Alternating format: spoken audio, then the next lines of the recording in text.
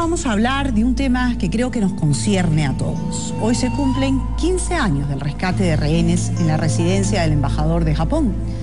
Considerado como uno de los mejores operativos de la historia, superior incluso al rescate de Entebbe, en realidad considerado como el mejor de la historia. Recordemos Chavín de Huántar analizando a Hidetaka Ogura, supuesto diplomático japonés que impulsó el juicio contra los comandos.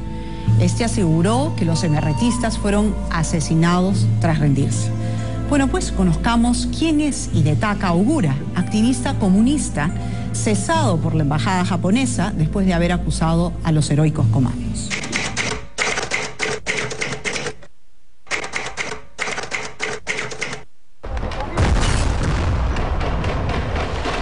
...22 de abril de 1997, 3:23 de la tarde... una fuerte explosión remece la ciudad y 142 comandos de las Fuerzas Armadas ingresan a la residencia del embajador japonés y rescatan a 72 rehenes que durante más de 4 meses vivieron secuestrados por terroristas del MRTA. 126 días durante los cuales estuvieron constantemente amenazados de muerte, sobreviviendo sin agua y sin energía eléctrica, presos del miedo y la angustia. El MRTA canjeaba sus vidas por la libertad de 400 terroristas que estaban en la cárcel.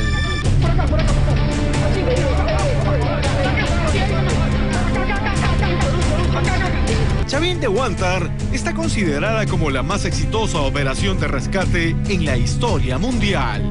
De hecho, los 72 rehenes fueron liberados, aunque lamentablemente uno de ellos falleció horas después en un hospital, mientras que 2 valerosos comandos fallecieron al momento del rescate, enfrentándose a terroristas armados con granadas, fusiles AKM y lanzacohetes. Pero, ¿cómo es que estos héroes admirados en el Perú y en el mundo entero comienzan a ser cuestionados?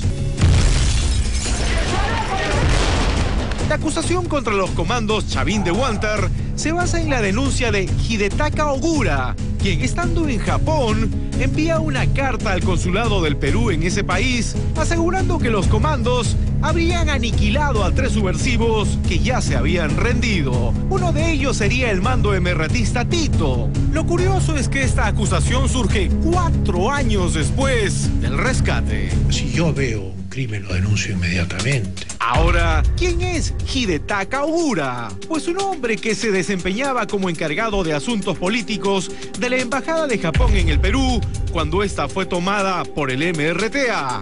No es diplomático de carrera, sino un conocido intelectual de izquierda que antes de llegar al Perú trabajaba en Cuba para el régimen comunista de Fidel Castro. De hecho, es un hombre muy cercano al movimiento revolucionario latinoamericano. La denuncia de Ogura sirvió para que los familiares de los terroristas recurran a APRODE para denunciar a los comandos, una ONG que habría tenido entre sus filas y como directora adjunta a nada menos que Eligia Rodríguez Bustamante, progenitora de la emerretista Luz Dina Villoslada Rodríguez, una de las terroristas que secuestró la residencia del embajador japonés en el Perú. Como se recuerda, Ogura estuvo entre los rehenes liberados por los comandos Chavín de Huántar. Sin embargo, durante el cautiverio fue mucho más cercano a los terroristas que a los propios rehenes. Permanecía constantemente con los terroristas. En un cuarto que era como una central de los jefes terroristas en el segundo piso. Y ahí tomaba sus alimentos y estaba constantemente con ellos, no tenía intercambio con los rehenes. Aunque en su libro Diálogos Obstruidos, Ogura asegura que otras 17 personas vieron a 3 terroristas vivos después del rescate, no hay ninguna declaración que avale la versión de Ogura. Él miente, no hay más testigos que él. Y entonces su rol de testigo es totalmente dudoso. Él está afiliado al Partido Comunista japonés Él lo que está buscando es hacerse de un renombre personal y de contribuir a la lucha del marxismo-leninismo en el mundo.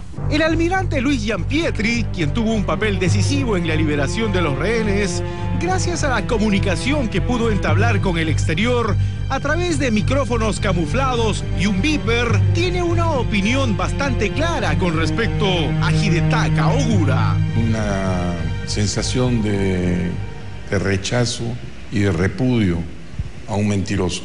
Lo que yo sé es que él, donde estuvo, no pudo haber visto nada de lo que dice que vio. Hoy, a pesar del tiempo que ha pasado, las víctimas de este secuestro que indignó a los peruanos y al mundo entero todavía siguen atormentados y se sienten acosados por el proceso judicial en el que están involucrados como testigos. Por eso es el nombre de mi libro, Rehén por siempre. Porque 15 años después, este año, he ido vuelta nuevamente a declarar al juzgado, lo cual es una violación de mis derechos humanos, porque yo tengo derecho a olvidarme de esto, ¿o no cree usted? Todo parece indicar que no será posible que los rehenes encuentren verdadera libertad mientras se siga persiguiendo judicialmente a los valerosos comandos que les salvaron la vida en un impecable operativo, a raíz del cual han sido invitados a exponer sobre la operación Chavín de Huántar ante los ejércitos más experimentados del mundo, como el de Estados Unidos e Israel.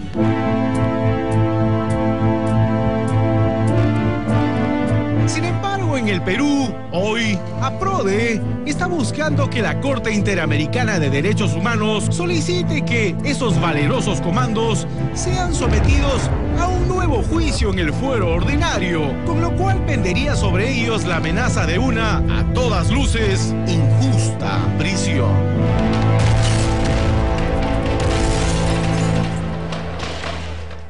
Hemos revivido estas escenas que paralizaron al país en el momento que se transmitieron en directo. Estamos en el set con el capitán Alex Segura, uno de los comandos que entraron a la Embajada de Japón, y con el doctor Antero Flores Araos, bienvenidos. Gracias. Quien ha organizado y reunido a un grupo de abogados para prestar una defensa solidaria a los comandos.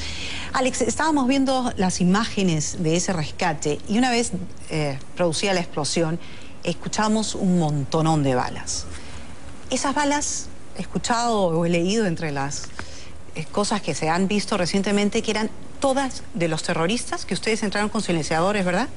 Sí, efectivamente, toda la bala que se puede escuchar en el enfrentamiento es producto de los disparos que los MRTistas efectúan, porque nosotros entramos con silenciador. Recuérdanos el nivel de armamento que tenían. Bueno, el MRTA tenía armamento fuerte, potente, estaban dotados cada uno con entre 4 o 5 granadas, algunos más, granadas de mano, tenían una pistola 9 milímetros Parabellum, armamento de guerra, un fusil AKM 762, que es un fusil de asalto ruso.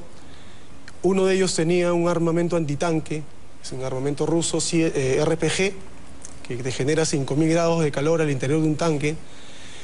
Y aparte de ello, pues la casa estaba con un sistema de defensa de trampas cazabobos por todos lados, puertas, pasadizos, ventanas.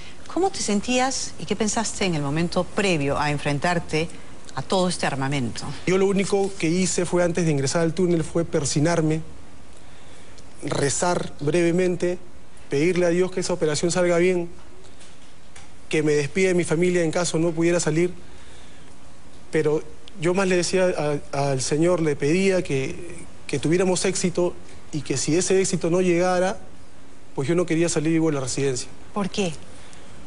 Porque era mi responsabilidad. Como soldado, como comando, yo era responsable del éxito o del fracaso de esa operación.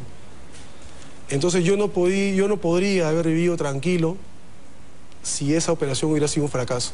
¿Vives tranquilo hoy día, que fue un éxito? Vivo tranquilo por el éxito, pero no vivo tranquilo gracias a personas que pretenden manchar esta operación, a personas que nos acusan de manera infundada, a personas que nos tildan de asesinos, cuando en realidad nosotros no fuimos los delincuentes, nosotros fuimos a rescatar la dignidad de un país, a rescatar 72 vidas que en ese momento estaba secuestrada y que representaban al sentir de toda una nación. Nosotros los comandos que participamos en esa operación sabíamos del peligro, sabíamos de los riesgos, sabíamos que quizás no volveríamos a ver a nuestros padres o nuestros hijos, pero aún así estábamos decididos a cumplir con nuestra misión. Y la misión era rescatar a esa gente para devolverle la tranquilidad al país, la tranquilidad que hoy día estamos gozando. En una palabra, ¿qué sientes? Me siento dolido, me siento golpeado, porque se supone que en estas circunstancias donde uno arriesga tanto, hay personas que no lo aprecian. El Estado, y lo he dicho en más de una oportunidad, debió haber respondido en forma contundente ante estos intentos de juzgamientos, ante estos intentos de manchar la operación. En principio nosotros ya fuimos juzgados en una oportunidad. En el año 2002 fuimos juzgados. Y eso constituyó, y lo vuelvo a repetir, una afrenta para nosotros. Porque nosotros no hemos cometido ningún delito para ser juzgados. Ahora se nos pretende juzgarnos nuevamente por el mismo delito. O sea, 2 veces juzgarnos por un supuesto delito que jamás cometimos. Eso me parece aberrante, por decirlo menos. ¿No es una de las bases principales del derecho el caso juzgado? ¿Que no se puede repetir un juicio por el mismo supuesto delito? Evidentemente es un desconocimiento y una afrenta a la propia Convención Americana sobre Derechos Humanos. Pero sería fácilmente entonces... Ella prescribe, uno, bien es verdad que dice que los procesos deben tener plazos razonables. Y acá uno de los procesos, no el de los comandos que ya terminó, sino el otro a los que no eran comandos, ha caído 2 veces. En consecuencia, nos mueve a nosotros, los abogados que estamos en este tema defendiendo a los comandos, saber que esta gente, después de todo lo que ha hecho, siendo héroes nacionales, habiendo expuesto su vida, no nos parece justo que después de 15 años la Comisión Interamericana pretenda que este tema lo vea la Corte. Al Estado, ¿qué le puede pasar? Al Estado, si pierde el juicio ante la Corte, lo máximo que va a pasar es que el Estado tenga que pagar indemnizaciones. Pero ellos, los comandos, colateralmente están comprometidos y pueden pagar los platos rotos, porque si bien el Estado, de salir una sentencia adversa, pagará una indemnización que sale de los impuestos de todos los peruanos, ellos está en peligro su propia concepción, su propia vida. Van a estar sometidos de nuevo a un proceso jurisdiccional. No es justo, nos parece no solamente aberrante, nos parece indigno para ellos y poco grato de parte del resto de los peruanos. Por eso es que nosotros llamamos a toda la colectividad para que hoy día, a las 6 de la tarde, en la esquina de Marconi con Barcelona, en San Isidro, estén en esta vigilia que se va a hacer para que sepa la Corte Interamericana que los peruanos estamos con los comandos, que los peruanos los respaldamos, que los peruanos sabemos de sus sacrificios y que los peruanos queremos que esta gente de una vez por todas esté tranquila y no sujeta a procedimientos que ya lo pasaron, ¿no? ¿Por qué formar un pool de abogados cuando hay un abogado designado? ¿Qué sienten ustedes frente a la designación del doctor Pedro Cateriano para asumir la defensa? El doctor Cateriano y el pool del Ministerio de Defensa lo que defiende es al Estado, pero no lo que puede pasarle a los comandos, ¿no? ¿Cómo se explica que esta denuncia inicial se dé en base a un personaje como el señor Ogura, que se ha demostrado su relación con la ideología de los terroristas, un señor que además ha estado en un hospital psiquiátrico? ¿No depende un poco la calidad moral y la distancia que pueda tener el testigo como para considerarse neutral del hecho? Esa es una forma de verlo, que estoy totalmente de acuerdo contigo, pero hay además de la conceptual, la cuantitativa. Son 72 los rehenes. Uno, dice la expresión de Ogura. Los 71 restantes no. ¿Le creemos al uno? Absurdo. Hemos ido con peritos, hemos visto la habitación en que estaba Ogura. De donde está, nos hemos puesto en todos los ángulos. Imposible que Ogura hubiera visto lo que dice haber visto. Y encima, una persona cuestionada por los vínculos que ya se tenía y por lo que hemos sabido, además de todos los rehenes, de su familiaridad, por decirlo de alguna forma, con los terrucos. Otra cosa curiosa es que APRODE, que es quien plantea la primera denuncia y a partir de la cual nacen los procesos, tiene entre sus directivos a la madre de uno de los terroristas que murió en la Embajada de Japón. No solamente eso, sino hay algo peor. ¿Quiénes denuncian? No denuncia un tercero, no denuncia una organización internacional, no denuncia un extranjero. Son propios peruanos los que están denunciando una cosa que evidentemente se equivoca. Entonces, ¿dónde está la solidaridad? ¿Dónde está el afecto? ¿Dónde está el reconocimiento? ¿Dónde está la gratitud? Por si acaso algo. Pero en todo caso, si así fuera, Antero, o sea, quien hace la denuncia es parte interesada, porque es la madre de un familiar, o sea, de un terrorista. No es una denuncia que parte de una posición neutral de defensa de derechos humanos, no. Es una persona que está relacionada con los terroristas que estuvieron en control de la embajada. El tema de los derechos humanos, que fue considerado inicialmente como la causa de los derechos humanos, poco a poco se ha ido convirtiendo en el negocio de los derechos humanos, por las cantidades que son fijadas como indemnizaciones o reparaciones por la Corte Interamericana. Entonces, el denunciante muchas veces se lleva un porcentaje como honorario por esas intervenciones en esas indemnizaciones. ¿Qué pasa si resurge la violencia terrorista en el Perú? ¿Las nuevas generaciones en el ejército van a estar dispuestos a defendernos como nos defendieron ustedes? Si esto vuelve a salir, vuelve a surgir, ¿qué cosa le estamos diciendo a los oficiales que ahora están combatiendo para que esto no suceda? ¿Acaso estamos dando señales que ellos van a ser respaldados? Al contrario. Lo que le estamos diciendo es, no te metas con nosotros, porque después van a pasar 15 años y te voy a juzgar y te voy a perseguir. Y voy a tratar de meterte preso. Así es que no es solamente una cuestión de gratitud moral que nos obliga, sino también es una cuestión de propio interés, en la medida que las Fuerzas Armadas sientan que el pueblo no los respalda, que los juzga el Estado o que los juzga determinada ideología y los persigue. ¿Qué garantía podemos tener nosotros de que en un futuro, si resurgiera la violencia, que ojalá no resurja, terrorista, nos van a defender y se van a jugar por nosotros como ya lo hicieron en los años? Que no debemos olvidar, porque deben quedar como una lección para todos los peruanos. Muchísimas gracias, Alex, por haber estado con nosotros, Antero. Los peruanos tenemos que estar presentes, apoyando a quienes estuvieron presentes para salvarnos de la violencia.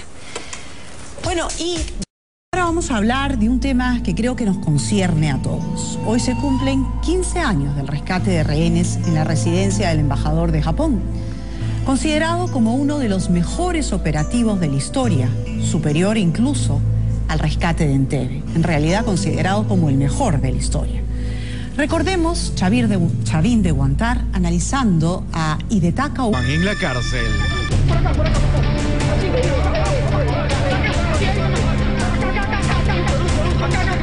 Chavín de Huántar está considerada como la más exitosa operación de rescate en la historia mundial.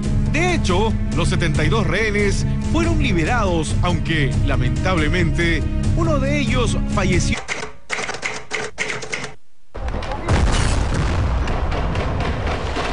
...22 de abril de 1997, 3:23 de la tarde...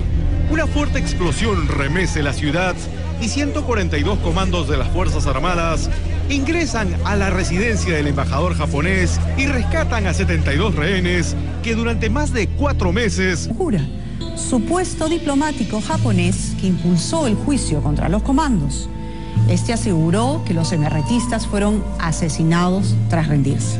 Bueno, pues conozcamos quién es Hidetaka Ogura, activista comunista cesado por la embajada japonesa después de haber acusado a los heroicos comandos.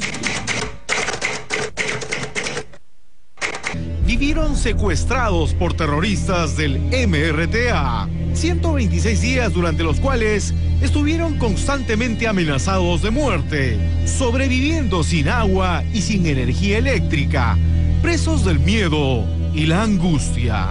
El MRTA canjeaba sus vidas por la libertad de 400 terroristas que estaban